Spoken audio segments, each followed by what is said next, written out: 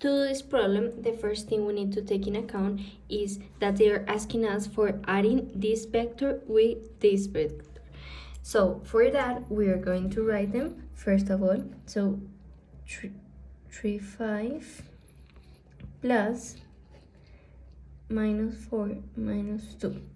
When we have this, for adding, let's remember that it's in a straight kind of path, meaning that we're gonna do 3 plus minus 4 and 5 plus minus 2. When we do that operation, our result of 3 plus minus 4 is going to be minus 1, and 5 plus minus 2 it's going to be 3. So this is our answer when we add these two vectors. Now, if you see, there's another part of the question which is graph it. So let's do that. Graph this new vector which is AB, which we now know it's minus 1, 3. First of all, we need to know what value are we going to put in our y-axis and in our x-axis.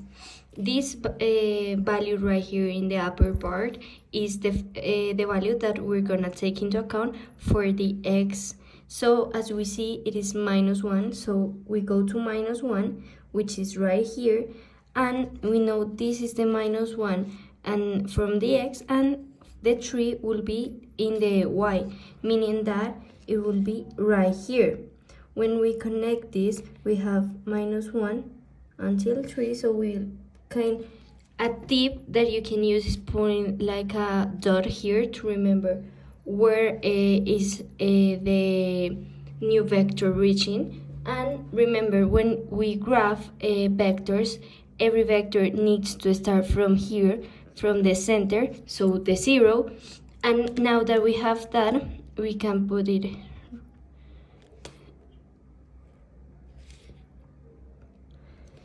and this will be the vector. The next part of our problem is finding the magnitude of this vector.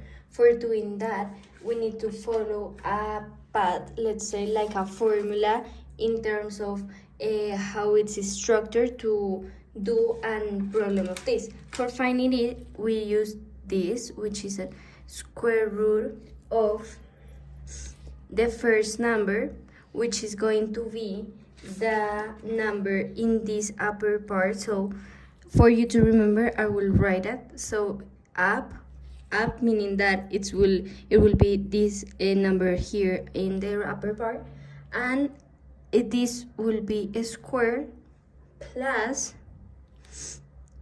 the number that it's in this part.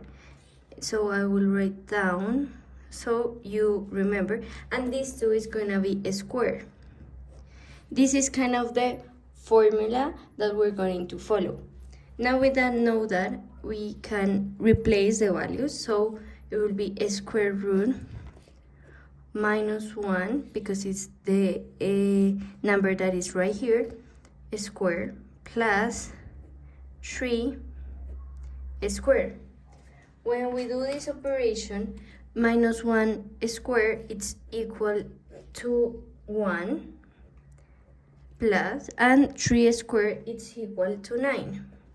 We do this operation, so you know it will be 10, and the square root of 10 is equal to 3.16228.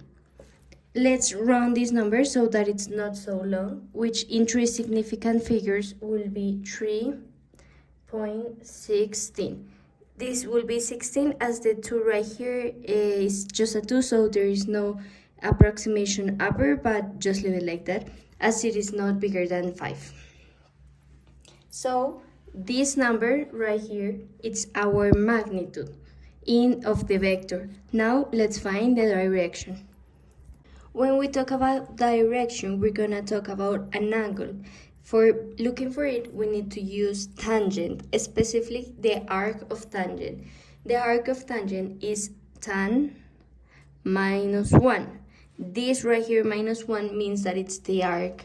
We will do this and with the opposite divided by the adjacent. So right here, as you can see, you kind of having a triangle. We can say that if we put like a line here, as we have this, we can know which is the opposite and which is the tangent. This is kind of the formula that we're gonna follow to look for this direction. So now let's replace these values. So it will be tan minus 1. In this case, it is 3/1. Now that we have this, we can put that in our calculator. When doing that, our result is 71.5650511.8. To get an approximation and round this number to a little one, we can say that this value will be 71.6. This is an angle, so remember to put this little circle. Remember that this 6 is not this 5 because we rounded. The next number is bigger than 5, so we round up, and that will be 71.6, meaning that this right here is the direction. And we complete our first problem of vectors. Another common operation between vectors is multiplying it by a number. In this case, our problem is asking us for multiplying 1.5 times vector d. We can see here in the key that d is equal to 3 and 5. So let's do this. To multiply a vector, we just need to do it in like a straight line, meaning that we're going to have 1.5 times 3, 5.